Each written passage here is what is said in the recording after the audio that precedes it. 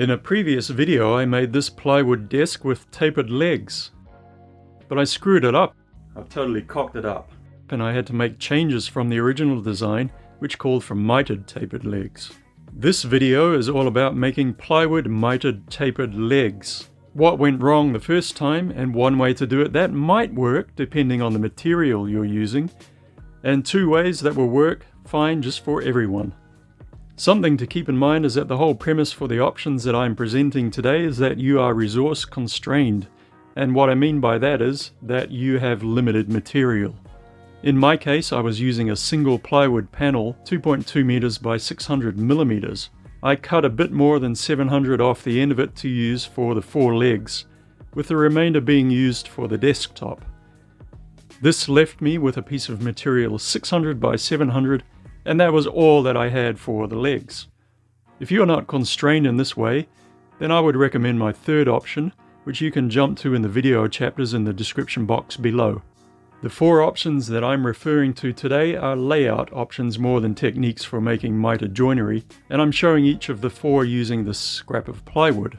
I start by spray painting the wood yellow to represent the show face and blue for the back. If you are using material that has the same quality veneer on both faces, then you're in luck for option 2. That's the one that I said might work depending on the material you're using. If you're not, it still might work with a bit of sanding and ignoring the different quality levels. Next, I divide my material into 4 even pieces and cut it so that we can get started on option 1. Remember, that's the one that I discovered the hard way doesn't work. Remember to hit the like button and subscribe with the notification bell turned on. I start by marking my taper and mark the waist for my miters, and then make the cuts. I'll rip the taper on the bandsaw for this demonstration, as accuracy isn't important here. What happens next, though, will blow your brain to infinity, and no amount of cocking your head will fix it. You'll realize that there's absolutely no way that these 2 pieces are going together to create a mitered tapered leg. You screwed up. Okay, I'm not judging you. It could happen to anyone. The problem can be described like this. You f***ed up. Or more succinctly, instead of one left side and one right side component, you created 2 right side components. Thusly, the only way that the miters can join now is if one of the components is upside down. Trust me, I know you'll only do this 4 times before you realized what happened. Let's get the hell out of here and move on to option 2. In option 1, we screwed up royally, but as quasi-intelligent woodworking human beings, we are able to learn from our mistakes. Well, at least enough to cut our miters the right way. Yeah, that's right. All we had to do was cut that one miter that way, and problem solved. Right? Yes, maybe. Remember 90 seconds ago when I talked about your plywood having the same veneer on both faces, with the word might in bold on a yellow background? With option A, we had to turn one of the components upside down, and it still didn't work. With option B, we have to turn one of the components upside down and bring the back face to the show side. If your veneers are different, it probably won't look very good. Say if your veneers are yellow and blue. But looky, that's a mitered tapered leg. Boom!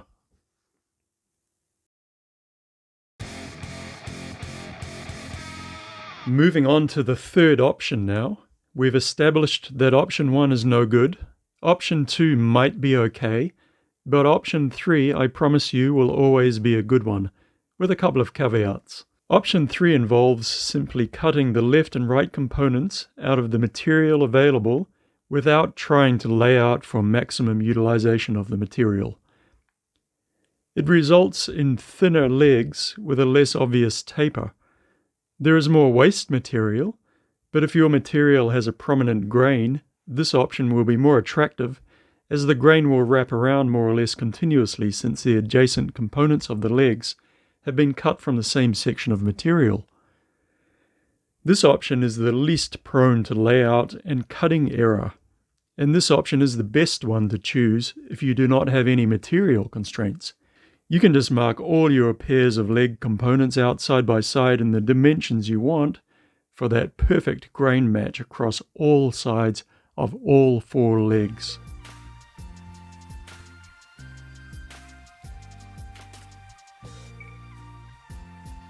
Option 4 is a little bit more tricky.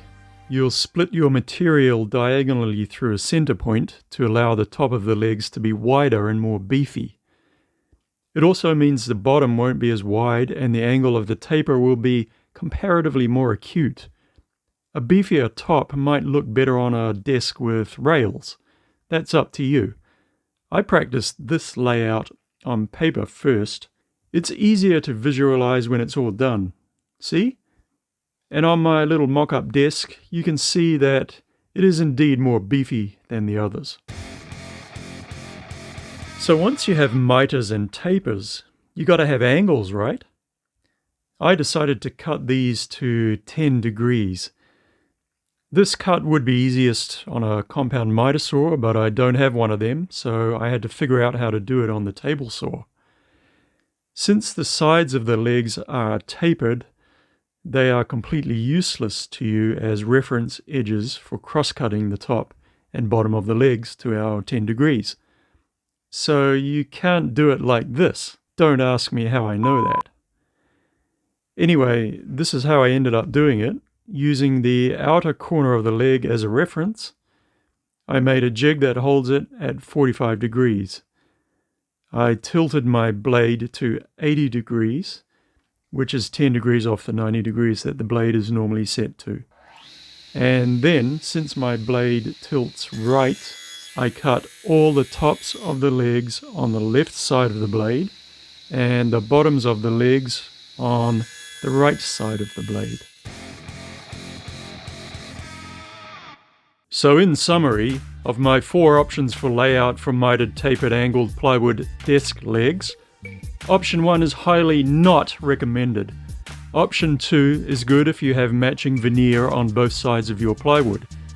Option 3 is recommended if you have furniture grade veneer on only one face of your plywood, or you want a grain match around the corners of your legs. Option 4 is good for achieving a wider top from the same material. Remember, of course, that if you're not having to scratch more out of small pieces of material, options 3 and 4 are basically the same. You just lay out and cut to the dimensions you need for the look that you want. I didn't cover the use of tapering jigs in this video, but you'll need one of them for a project like this. Check out my video where I made the original desk to see the quick, easy version that I use. Lastly, but not leastly, to Hanks for watching. The world is in a total mess at the moment with coronavirus and racism. If you are not being a good guy toward your fellow man, whatever differences they may have from you, that's not okay with me.